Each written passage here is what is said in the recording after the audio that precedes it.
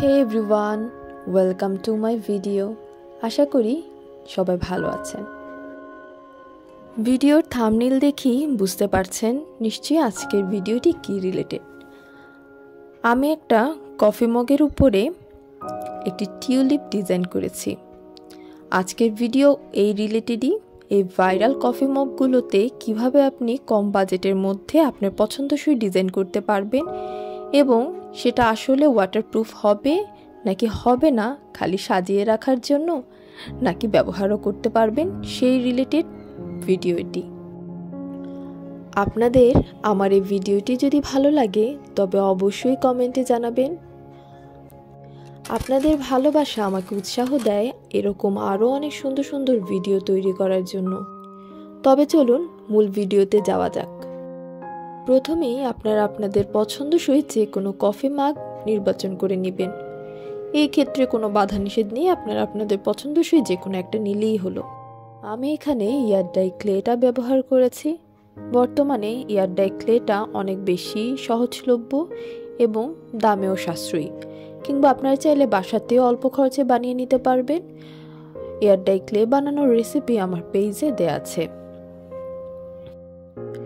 আমি আমার ক্লের কিছু পোর্শন সবুজ কালার এবং কিছু অংশ ডার্ক পিঙ্ক কালার করে নিয়েছি।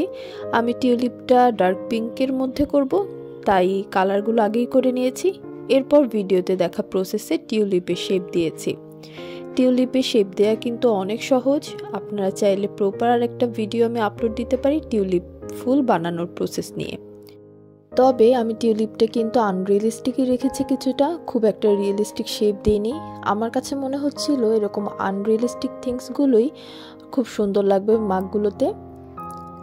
তারপর তেমন আর কোনো কঠিন প্রসেস না, আমি কিছু শেডিং অ্যাপ্লাই করেছি। সবুজ কালার দিয়ে কিছু পাতা শেপ দিয়ে দিয়েছি, যেটা আপনারা পিক দেখলেই সহজে বুঝতে পারবেন। এখন আসি সবচেয়ে গুরুত্বপূর্ণ বিষয় নিয়ে, এটাকে কিভাবে টেকসই করা যায়, কিভাবে ওয়াটারপ্রুফ করব। আসলে এটা নিয়ে অনেক দিন আমি ভেবেছি এবং বানানোরও অনেক দিন পর আমি এটা আপলোড দিচ্ছি। আমি কিন্তু আগে নিজে ব্যবহার করে দেখে নিয়েছি আসলে কতটা কার্যকরী, তারপর আমি ভিডিওটি আপলোড দিচ্ছি। আমি এখানে ক্লেটাকে ভালো মতো শুকিয়ে তার উপরে রেজিন অ্যাপ্লাই করেছি, আর একদম ভরপুর রেজিন অ্যাপ্লাই করেছি, কোনো কৃপণতা করিনি। এখানে আমি 3:1 রেজিনটা ব্যবহার করেছি। আপনারা চাইলে অন্য যে কোনো রেশিও রেজিন ব্যবহার করতে পারেন। রেজিনগুলোকে ডিজাইনের একটু চারপাশেও দেওয়ার চেষ্টা করবেন। যেমন রেজিনটা এখানে যেহেতু কোনো বেস নাই, বাউন্ডারি নাই, তাই রেজিনটা গড়িয়ে পড়বেই।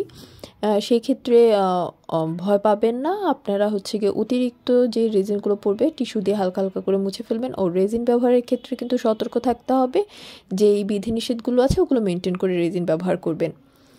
আর ডিজাইনের একটু বাইরে যদি রেজিন ছড়িয়ে যেতে দেন তাহলে কি হবে, ডিজাইনটা আরও মজবুত হবে। যেহেতু পানির সংস্পর্শে আসলে উঠে আসার একটা সম্ভাবনা থাকে, সেই ক্ষেত্রে রেজিনটা একটু বেশি পরিমাণে দিলে সেই ঝামেলাটা এড়িয়ে যাওয়া যাবে। আশা করি ভিডিওটি আপনারা সহজে বুঝতে পেরেছেন। যদি কোনো প্রশ্ন থাকে অবশ্যই কমেন্ট করবেন। ধন্যবাদ।